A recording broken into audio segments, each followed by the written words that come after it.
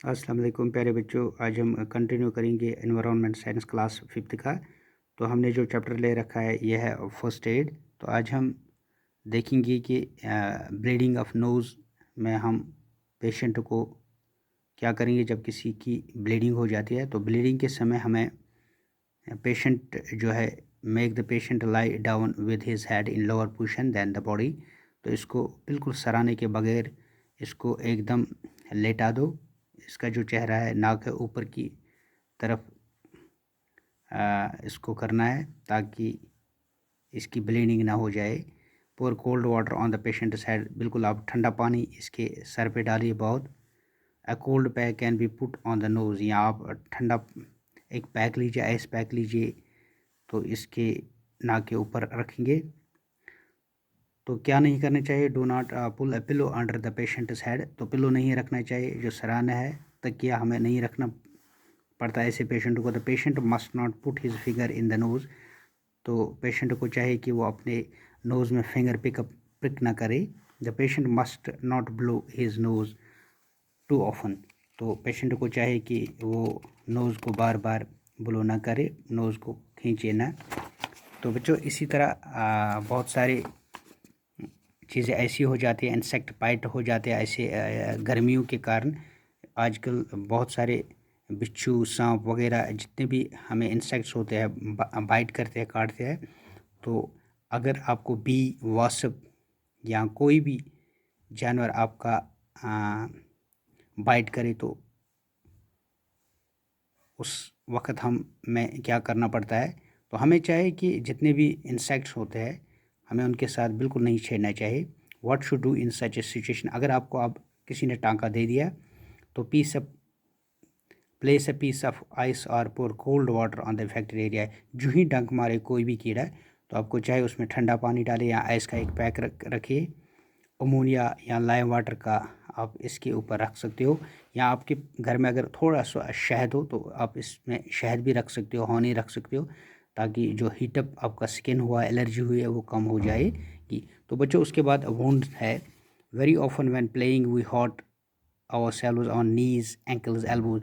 किसी अगर हम क्रिकेट के दौरान, खेलने के दौरान या चलने के समय हमारे नीज़ में या एंकल में मोच आ जाती है तो हमें क्या करना है, wash the wound with clean water, then clean the wound with an antiseptic solution. तो हमें चाहे अगर ऐसा खेलते खेलते हमें कोई ज़ख्म आ जाए तो हमें ज़ख्म को बिल्कुल एकदम धोना चाहिए साबुन से या बिल्कुल साफ़ पानी से।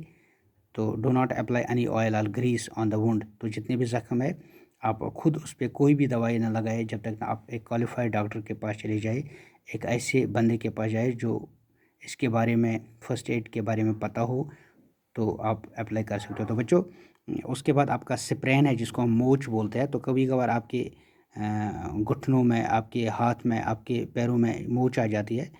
तो when our foot twist it cause sprain, तो मोच आ जाती है। It happens because of tear in the muscles. तो मसल टीयर हो जाता है। तो मसल टीयर में हमें क्या करना पड़ता है, कभी कभार इसमें स्वेलिंग भी आ जाती है, सूजन भी आती है। What should do such a situation, give sufficient support to the affected area specially hands and legs. तो बच्चों हमें चाहे इसको कोई सपोर्ट दे, जिसको भी कोई मोच आए, चाहे हाथ में आ जाए, पैर में हो जाए, उसको सपोर्ट दे, एक स्टिक का सहारा दे या अपने कंधों पे ले ले ताकि इसका जो इफेक्टेड एरिया है उसमें ज़्यादा नुकसान न हो जाए। तो do not massage the affected area, हमें मसाज नहीं करना चाहिए। तो इसके ऊपर हमें डालना है put cold water pack on the affected area. बिल्कुल आप इसमें ठंडा पानी डालिए 24 घंटे। Sprain put some salt in lukewarm water. तो आप गर्म पानी में थोड़ा पानी डाल के उसमें आप उसका बिल्कुल ये स्प्रेन जो है धो सकते हैं। Support affected area specially hands and legs till the sprain is cured. तब तक उसको आप सपोर्ट दे, लकड़ी का सपोर्ट दे, चाहे बैसाखी का सपोर्ट दे, कुछ भी दे दे, आप सपोर्ट आपको देना पड़ेगा जब तक ना वो पूरा क्योर हो जाए। Do not give fomentation to the affected area immediately. हमें बिल्कुल इसमें मसाज वगैरह नहीं देना पड़ता है। तो अनक्वालिफाइड जो पर्सन उसके पास बिल्कुल ना जाए। Do not put any. तो आप जितना भी आपका ये स्वेलिंग एरिया इस पर आप प्रेशर ना डालिए। तो बच्चों burn, heat stroke, insect bite, sprain और some of the accidents that occur in our daily life. तो कुछ ऐसी चीज़ें जो हमारी लाइफ में हो सकती है किसी भी समय खेलने के कारण या किसी लापरवाही के कारण। तो बच्चों इसके लिए हमें फ़र्स्ट एड का होना ज़रूरी, हमें पता होना चाहिए कि हमें एज ए फर्स्ट एडर क्या करना चाहिए। तो we must take some precautions to aid accidents. तो हमें चाहे बिल्कुल do not try to put a pencil, आपको चाहे ना पेंसिल से खेलिए, खासकर छोटे बच्चे पेंसिल, चाकू, आपको जितने भी मार्बल पीसेस होते हैं आपके घर में, आपके पास कभी कभार मैच स्टिक होते हैं तो आप कानों में डालते हो। तो do not touch naked wires. तो हमें चाहे घर में नेकेड वायर्स जितने भी आपके तार वगैरह बिछाई हो, ट्रांसफार्मर हो, टीवी हो, उसके साथ ना छेड़िए। तो आपके पास हाथ में सीज़र ना लो, नाइव्स ना लो, स्क्रू ड्राइव ना लो, आपके पास जितने भी नेल्स है, जितने भी ऐसी चीज़ें हैं जो बच्चों से दूर रखनी चाहिए। तो बड़ों का सलाह लेके आप को जो भी काम करना हो तो आप बड़ों का सहारा ले लीजिए ताकि आपको नुकसान ना पहुंचे। All the children shouted to the doctor at that moment the bell rang. When an accident happens, first aid is not enough, it is major accident should be taken the patient immediately।